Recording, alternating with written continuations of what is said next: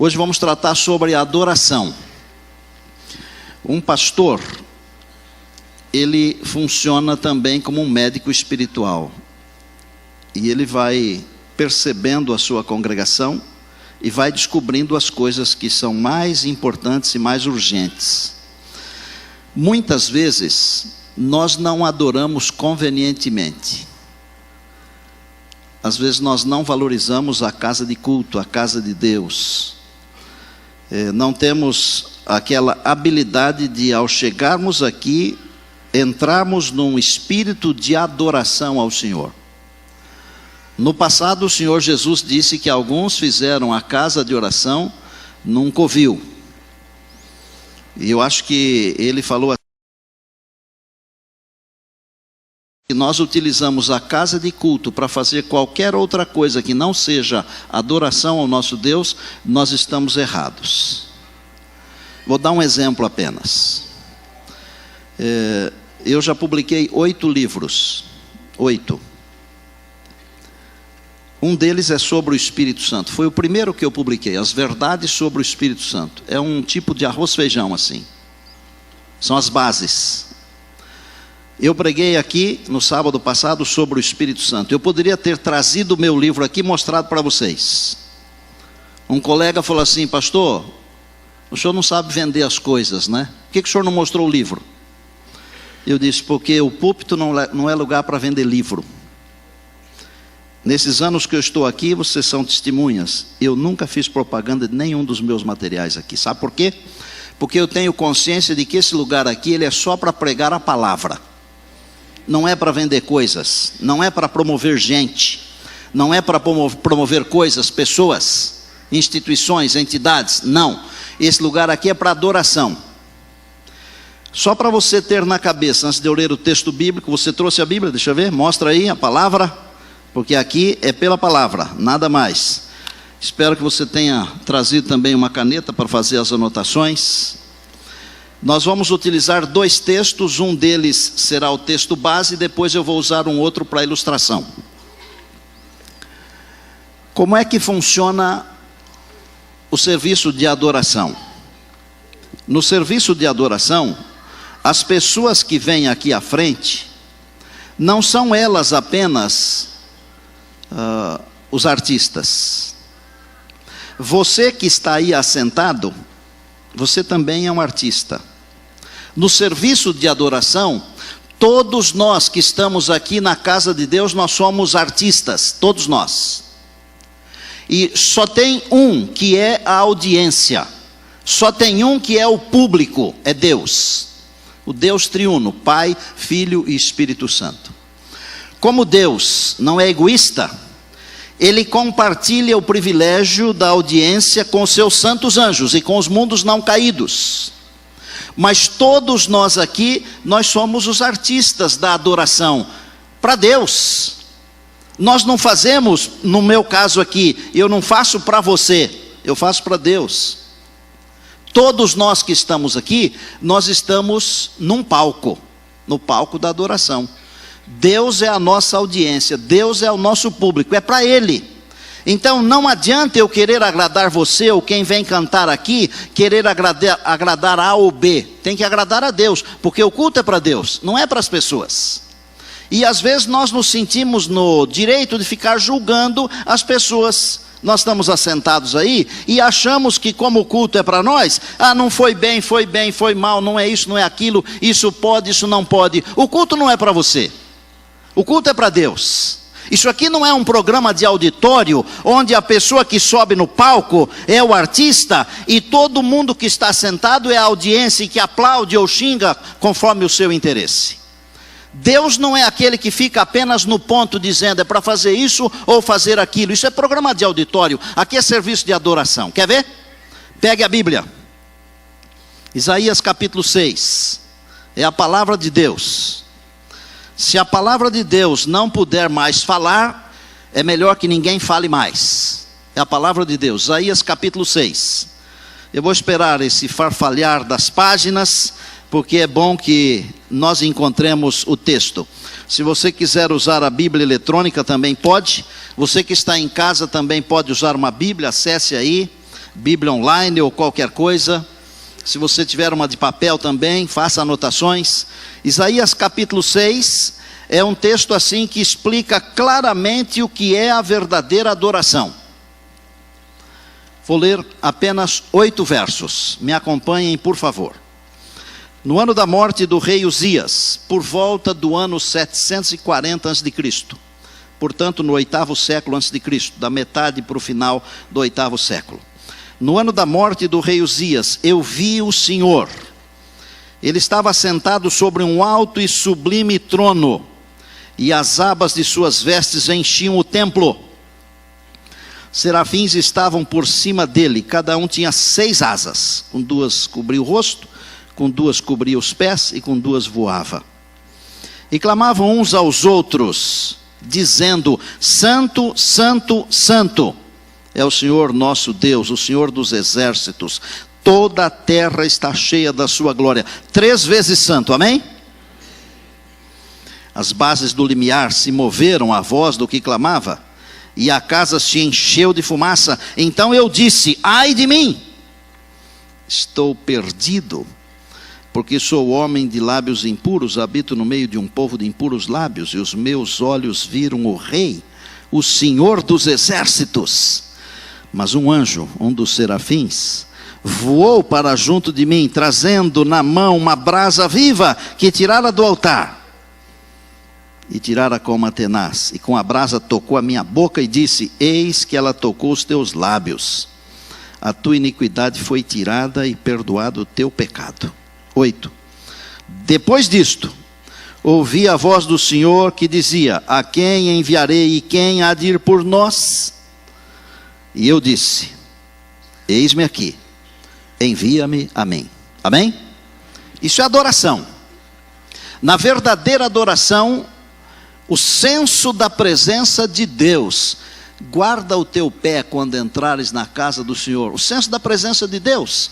Chegue antes, tenha tempo, adore a Deus, medite. Isso faz bem para a nossa vida, para o nosso bem total, para a nossa alma, o ser como um todo. O senso da presença de Deus. E eu vou afirmar e você vai dizer amém com alegria: Deus está aqui. Por isso nós cantamos: eu te amo, ó Deus. O hino foi escolhido a dedo, viu? Eu te amo, ó Deus, ergo meu louvor, minha alma vem te adorar, Senhor, amém? Deus está aqui. Quando Deus está aqui, e nós sentimos a presença desse Deus, nós reconhecemos a nossa indignidade. Ai de mim, coitado de mim. Enquanto eu estiver pensando ai de mim, eu não terei tempo de pensar no outro. Quando eu me comparo com Deus, a minha palavra é ai de mim. Mas quando eu me comparo com os outros, pode ser que eu me ache um pouquinho melhor do que os outros. É preciso muito cuidado quando se fala em termos de comparação. Compare-se com Deus, e então você vai dizer ai de mim. E se você estiver no templo de Deus e sentir a presença de Deus, e você se reconhecer pecador, Deus vai mandar um anjo tocar os seus lábios com a brasa viva do altar. Aí alguém diz assim: o sermão não fez nada em mim. Claro que não fez nada em você. Você não se abriu para ouvir a voz de Deus. Você não se abriu para sentir Deus. Você não se abriu para reconhecer a sua pequenez e para então reconhecer a graça de Deus. Porque quando eu vejo Deus no templo, eu reconheço a minha indignidade. Deus toma as providências de me tocar, amém? E quando Ele me toca, Ele me perdoa, Ele me cura, Ele me sara, Ele me joga para cima, Ele me dá autoestima, Ele faz tudo o que eu preciso. Louvado seja o nome de Deus. Aí Deus pergunta: quem é que vai? Depois de reconhecer a presença de Deus, de sentir a sua indignidade, de ser tocado pela graça de Deus, então você é capaz de responder: eis-me aqui, envia-me a mim. Só aí e nada mais.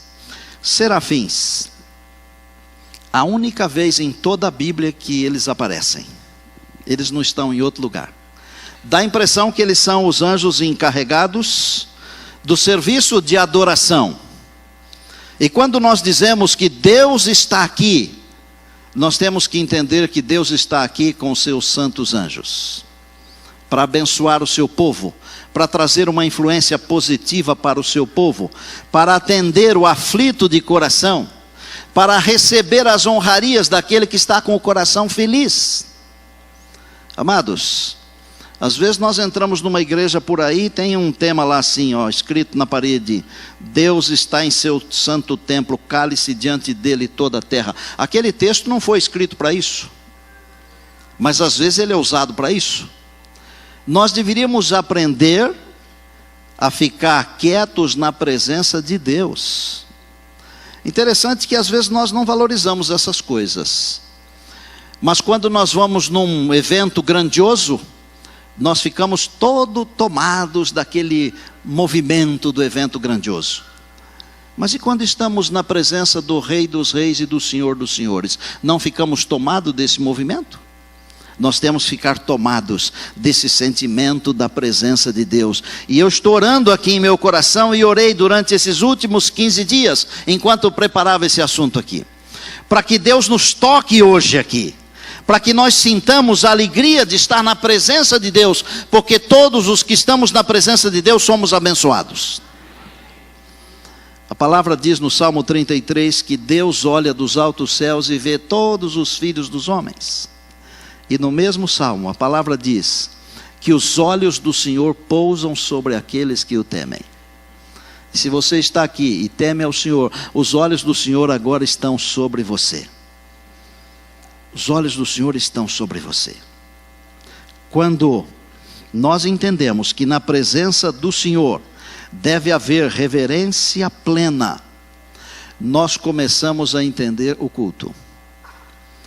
O que significa a reverência plena? Primeiro, é saber que nós estamos na presença do Rei dos Reis. Evitar todo e qualquer movimento desnecessário, porque eu posso atrapalhar. Nós não temos como evitar que uma criança emita um som de choro ou de riso. Não temos como evitar. Mas nós podemos evitar que pessoas que tenham um pouco mais de anos de vida fiquem transitando ou conversando, porque pode ser que eu não me sinta mal com alguém conversando do meu lado, mas tenha um adorador do meu lado que se sinta mal.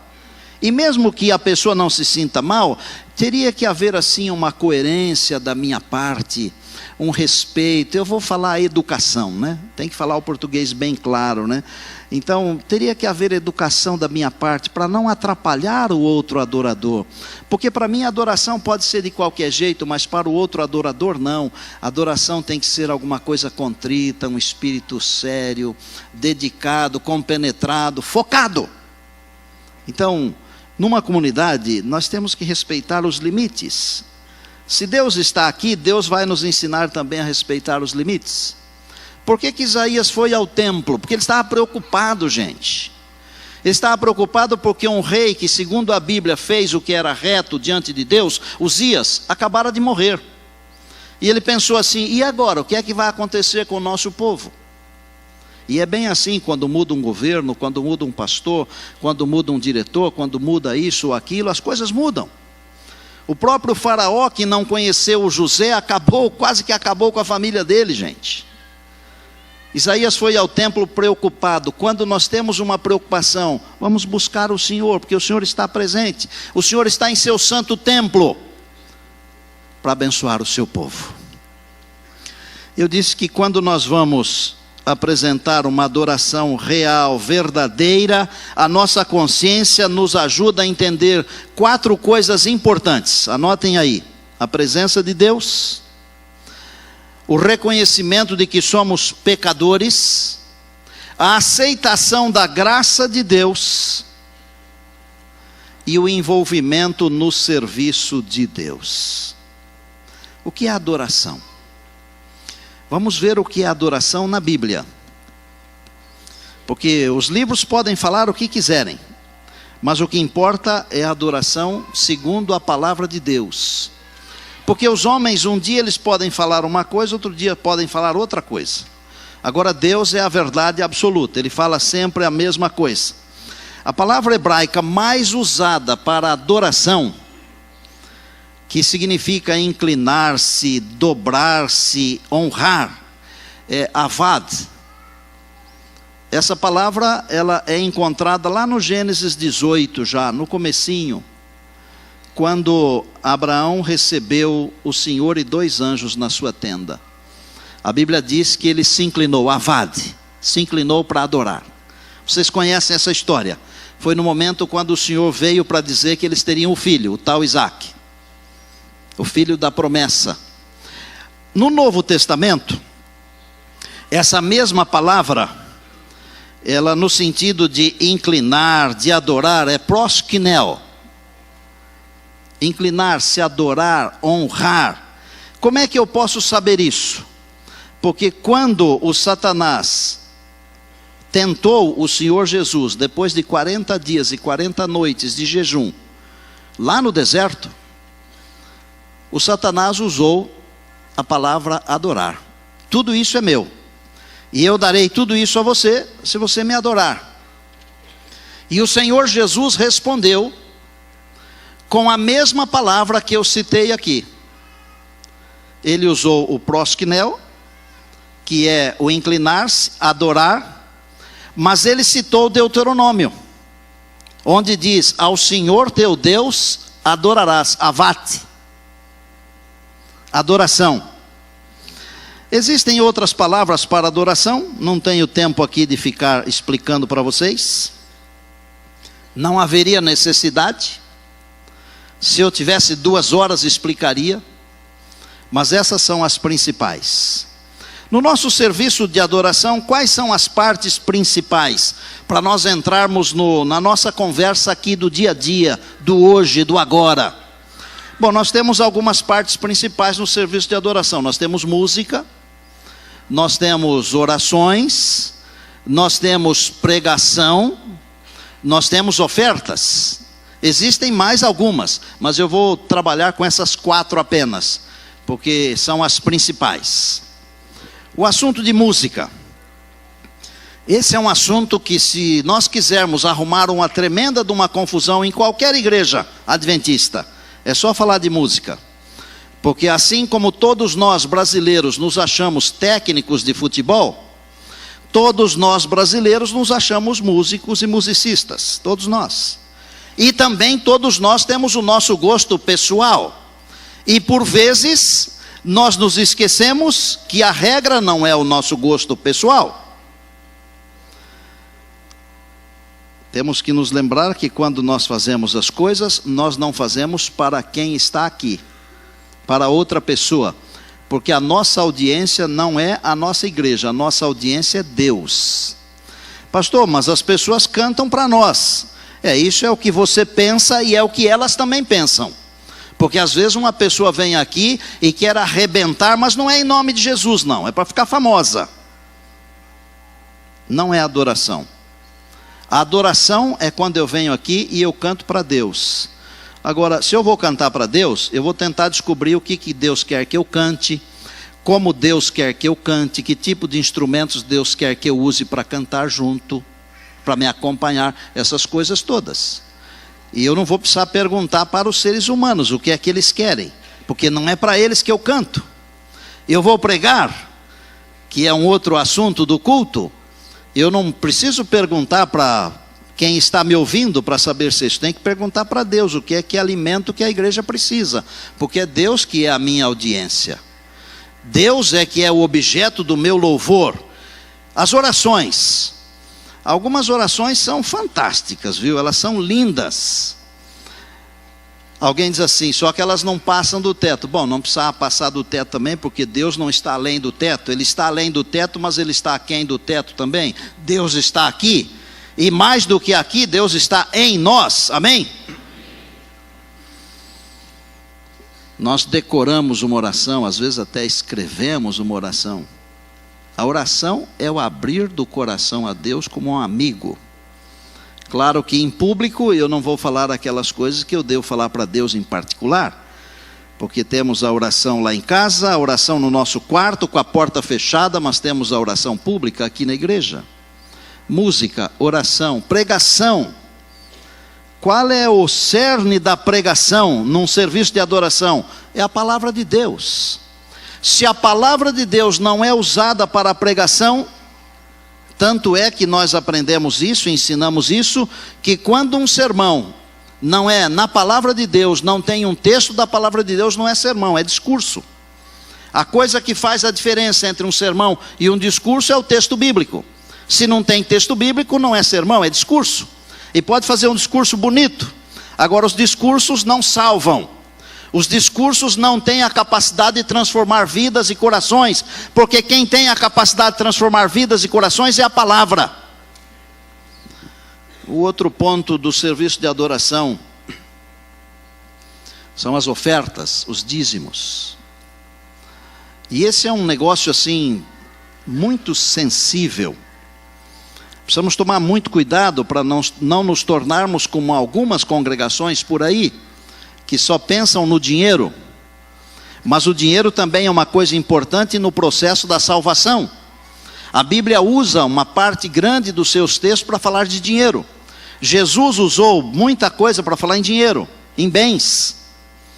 Nós temos que entender duas coisas no serviço de adoração, quando falamos de dízimos e ofertas. Primeiro, o dízimo é o reconhecimento de que Deus é o Senhor e eu sou o servo do Senhor. Isso tem que ficar claro na mente de todo adorador. E se não for assim, a sua adoração não será completa, não será plena, não será verdadeira. Deus é o dono, eu sou o mordomo de Deus, eu sou um servo de Deus, Deus é o dono. E quando eu reconheço Deus como dono da minha vida, o dízimo é do Senhor, Ele é santo ao Senhor. Está na Bíblia isso, e acabou. As ofertas não têm nada a ver com reconhecer Deus como o Senhor da minha vida. As ofertas têm a ver com reconhecer Deus como meu Salvador. O que Ele fez por mim, o que Ele faz por mim, o que Ele ainda fará por mim. Eu estava pensando um dia desses aí, nós vamos a um restaurante com a família, gastamos lá R$150, se for família pequena, se for família grande é mais. Depende também do restaurante, e depende do que se usa, do que se come e do que se bebe. Às vezes você gastou R$200, aí você dá R$20 de tips, de gorjeta, R$20. Você quer ser agradável, R$20. Só que quando vai para a igreja, você não quer dar R$20. Camarada serviu você lá num restaurante durante 40 minutos. E às vezes serviu mal. E ainda assim, você dá a gorjeta. Agora, Deus cuida de você o tempo todo. Deus salva você. Qual é a sua gratidão? Eu não estou pedindo dinheiro aqui na igreja, tá? E vocês nem estão sabendo. Nós temos que com urgência reformar aquela ala norte lá, ó, da entrada. A acessibilidade não está correta lá. Vai ter que fazer tudo de novo. Daqui a pouquinho eu vou ter que pedir para vocês me ajudarem a fazer aquilo lá. Eu vou pedir um dia desse aí. Mas agora não é a hora. Estou dizendo que a verdadeira adoração é reconhecer que Deus é o Senhor da minha vida. E reconhecer que Ele é o meu Salvador, o meu sustentador, o que cuida de mim. Não fosse Ele, eu não teria nada. 4 coisas: as músicas, as orações, a pregação, os dízimos e as ofertas. Todo ser que respira, louve ao Senhor, diz o Salmo 150. Nós deveríamos ser sensíveis para entender o que Deus pede de nós, irmãos. E não para fazermos o que nós queremos. Ah, mas Deus aceita. Deus não aceita. Olha, se você tem a capacidade de fazer com 80% de beleza, e você faz com 70%, Deus não aceita. Não sei se você está entendendo o que eu estou falando. Se você tem a capacidade de fazer com 90% de perfeição um trabalho para Deus, Deus não vai aceitar um trabalho relapso que tenha só 70% de perfeição. Não vai aceitar. Deus é muito específico nas coisas. A oferta de Caim foi uma oferta espetacular, gente. Pensem aqui comigo. Algumas frutas hoje são deliciosos ainda, são deliciosas. Não é verdade? Agora imaginem lá no paraíso, já que saíram do jardim, a terra não estava ainda toda contaminada como está hoje. As frutas deveriam ser tremendamente saborosas. Dá até água na boca aqui de pensar. Eu vou levar para Deus essas frutas aqui, ó. Não sei que fruta era, né? Aí o povo começa a inventar os nomes, né? Mas deveria ser uma cesta linda. Deus não aceitou. Por que Deus não aceitou? Foi Ele que criou as frutas. Deus não aceitou porque Ele não pediu fruta. Ele pediu outra coisa. Foi um animal. Abel levou o animal, Deus aceitou. Se houver sensibilidade na nossa mente e no nosso coração, nós vamos entender o que é que Deus pede de nós. O que é que o Senhor pede de ti, diz a palavra. Deus pede que amemos a misericórdia, e aí fala umas coisas bonitas, né? Adoração verdadeira, adoração fiel. O segundo texto que eu falei que ia mencionar está em João no capítulo 4, rapidinho.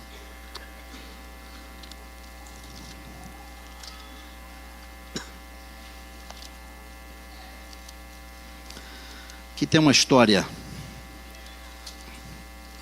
impressionante esta. Tão impressionante como a de Isaías indo ao templo. As histórias impressionantes, elas podem acontecer com pessoas que fazem parte do povo de Deus, e elas podem acontecer com pessoas que não fazem parte do povo de Deus. Porque no fundo, todo mundo foi feito por Deus. E Deus tem um propósito para todas as pessoas, inclusive aquelas que estão distante dele. Essa mulher aqui estava distante de Deus. O texto diz que Jesus passou por Samaria por uma necessidade. O texto diz isso, não vou ler para vocês, mas o texto diz isso. E era-lhe necessário passar por Samaria. Deus tem necessidades. Um dia eu vou pregar sobre isso, as necessidades de Deus. E nas necessidades de Deus você está incluído, você está incluída. Você que nos acompanha pela internet está incluído, está incluída. As necessidades de Deus. Era uma mulher que precisava ouvir a salvação dos lábios do Salvador. E no momento da conversa, depois de tratar de vários temas, ela puxou um tema. Engraçado que às vezes eu olho para aquela mulher lá, e eu vejo assim algumas pessoas do século 21. Porque algumas pessoas com as quais você convive, em algum momento elas vão puxar aquele tema para conversar. Não é? São apaixonadas por algumas coisas. E às vezes são apaixonadas pelas coisas erradas. Isso é que é pior. E a mulher então puxou o tema. Senhor, vocês falam que é para adorar em Jerusalém. Mas nós somos aqui do Reino do Norte. Aqui também tem um lugar para adorar. Os nossos pais falam que devemos adorar aqui. E daí? Como é que funciona? Adoração não tem muito a ver com lugar. Adoração não tem muito a ver com a posição. Como orar, por exemplo. Eu me lembro de ter pastoreado uma igreja onde o pastor que passou antes de mim, ele quase entrou numa briga, porque os irmãos queriam fazer a oração do culto, a oração final do culto de joelhos. Alguns irmãos achavam que só pode orar de joelhos, e que a única oração que tem valor é a de joelhos. Aí eu fico pensando que o Pedro, a hora que estava afundando na água lá, se tivesse que ter tido tempo para ajoelhar, teria morrido afogado, né? Porque ele só gritou, salva-me Senhor, nada mais. Não é a posição. Não é a posição. O Senhor Jesus falou para ela assim, não é de joelhos, nem em pé, nem deitado, nem com o olho fechado, nem com o olho aberto. Não é isso, irmã. Não é isso, minha filha. Não é aqui nesse monte, nem no monte de Jerusalém. Vem a hora, e já chegou, em que os verdadeiros adoradores adorarão o Pai em espírito e em verdade. Porque Deus é espírito. E são esses adoradores que Ele está procurando. Pastor, você quer dizer que de repente eu estou aqui na igreja e não sou um adorador verdadeiro? Se você leu isso, é contigo. Tá certo? E eu não estou julgando você. Eu não posso julgar nem a mim mesmo. Porque eu não tenho capacidade de me julgar. A minha Bíblia, a palavra de Deus diz que o meu coração é enganoso. Se eu for me julgar, eu vou me avaliar bem. Não dá certo. Não estou julgando você. Mas se você não está adorando a Deus em espírito e em verdade, a palavra está dizendo que você está fora do molde. Não é esse o espírito, não é esse o jeito. Os verdadeiros adoradores adorarão o Pai em espírito e em verdade. Queria que você fizesse uma análise agora. Você, não fale com ninguém, só você com Deus. Hoje, você está dentro desse espírito de adoração verdadeira? Você está adorando a Deus em espírito e em verdade? Você veio para a casa de Deus com o coração tranquilo em Deus, a despeito das preocupações, só com o propósito de louvar ao Senhor? Ou você veio aqui para ver alguma coisa? Você veio aqui para avaliar alguma coisa? Se você veio aqui para ver, avaliar, julgar, errou o lugar, errou o dia, errou tudo. Porque eu tenho que vir aqui para adorar a Deus. Pastor, mas não estou fazendo nada, eu só estou ouvindo. Você está adorando a Deus, porque você não é a audiência, você é o artista, você é o ator, você é a atriz. A audiência é Deus, que está aqui para receber o nosso culto de adoração e louvor. Nós temos que ter a consciência da presença de Deus aqui. Mulher, vem a hora e já chegou. Os verdadeiros adoradores adorarão o Pai em espírito e em verdade, porque Deus está procurando estes adoradores. Por que será que Deus está procurando estes adoradores? Porque naqueles dias, as pessoas tinham sido envolvidas num sentimento. Alguns só podem adorar a Deus lá. Outros, sentimento, só podemos adorar a Deus aqui, não pode ser lá. Quem disse que você não pode adorar a Deus dentro de uma igreja católica, por exemplo? Não estou falando para você ir lá. Mas quem disse? Pelo menos lá você tem sossego, ninguém conversa lá dentro, né? A menos que tenha mudado. Mas até outro dia atrás, o respeito incrível, não é? Quantos são de ascendência católica aqui? Deixa eu ver. Eu posso falar porque a minha mãe era filha de Maria, e eu conheço um pouco do que eu estou falando.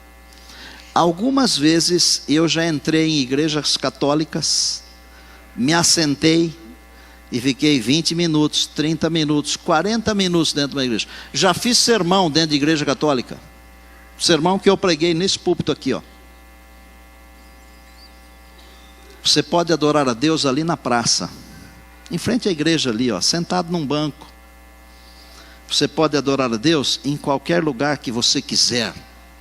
Em qualquer lugar que você quiser, porque Deus é espírito e os verdadeiros adoradores são aqueles que adoram a Deus em espírito e em verdade. Deus não está circunscrito a um lugar, a uma posição, a um jeito, mas Ele está circunscrito à minha atitude de coração, de mente. Adorar a Deus. Agora, irmãos, que é gostoso adorar a Deus aqui na igreja do NASP São Paulo, é. Nossa, eu me sinto honradíssimo. Olha que ambiente, que coisa gostosa, confortável, climatizada, iluminada, sonorizada e outras hadas. É uma delícia, não é? Mas eu vou dizer para vocês o seguinte: os irmãos que estão adorando a Deus num quartinho alugado por aí, começando um grupo, ou que estão adorando a Deus num grupo familiar, eles também estão adorando o mesmo Deus, e o mesmo Deus que está aqui está lá também, gente. Deus está aqui. Você gostaria de declarar a Deus: eu te amo, ó Deus? Deixa eu fazer uma pergunta antes. Vocês entenderam ou não? Está claro? Está claro? Vou pedir que os maestros me ajudem aqui. Vou pedir que o maestro regente, que está numa adoração ali, venha aqui me ajudar.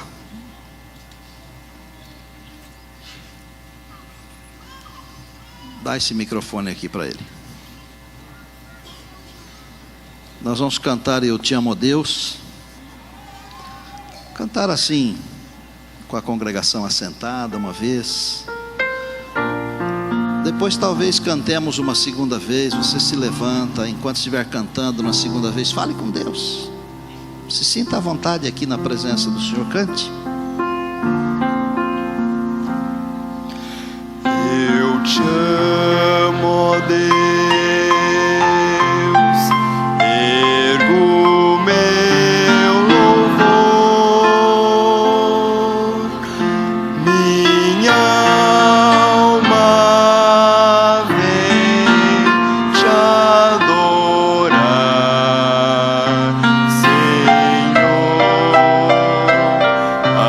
aceita, pois, este meu louvor, como gratidão por teu grande amor. Fique em pé. Eu te amo, ó Deus, ergo meu louvor, minha alma vem te adorar, Senhor, aceita, pois, este meu louvor, como gratidão por teu grande amor.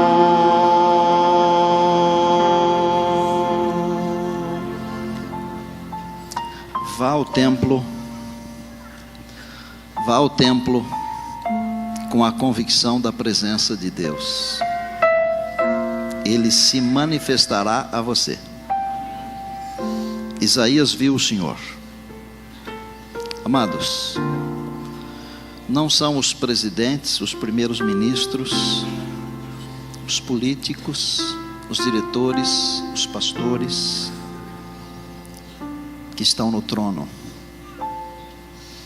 Quem está no trono do universo é o Senhor dos exércitos. Saiba disso. Vá ao templo com essa convicção. Então vem aqui com essa convicção. Deixe Deus tocar você. Se você se sentir pequeno,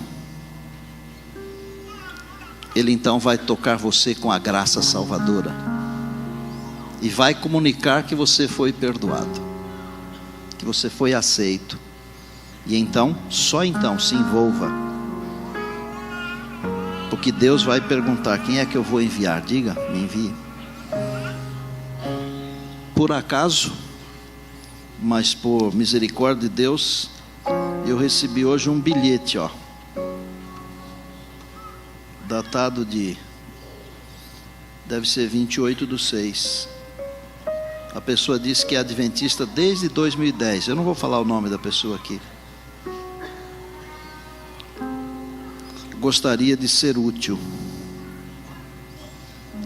Gostaria de ser útil.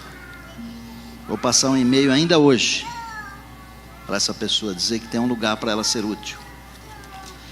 Quando eu vou ao templo, eu vejo Deus, sinto a minha necessidade, Deus me toca, eu sinto o desejo de me envolver, me comprometer.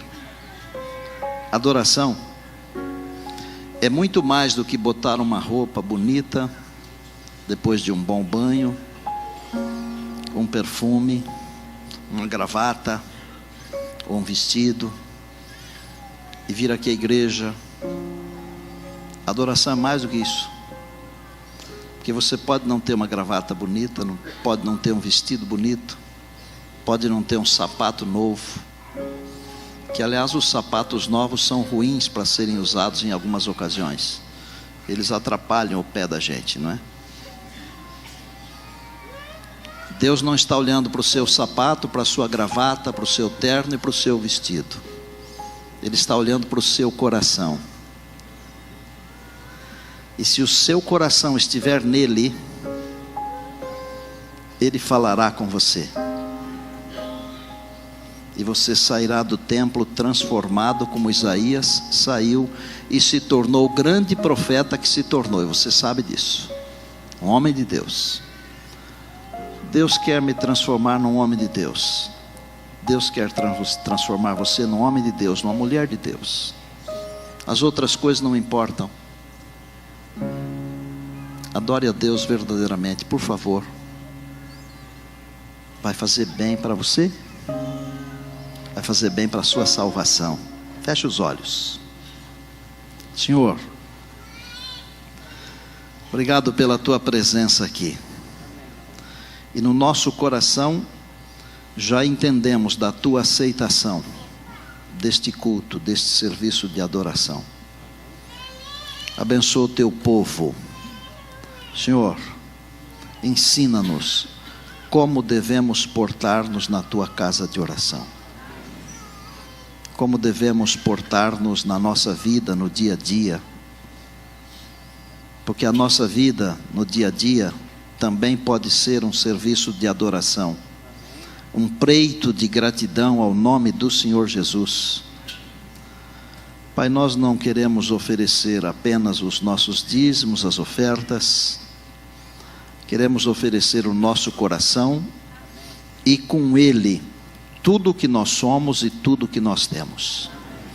Colocamos a nossa vida agora no teu altar. Que nós sejamos queimados para o Senhor, para a glória do Senhor e como uma influência para a salvação de outras pessoas. Obrigado, meu Deus, pela tua presença aqui. Louvado seja o teu nome. Oramos em Cristo. Amém, amém e amém.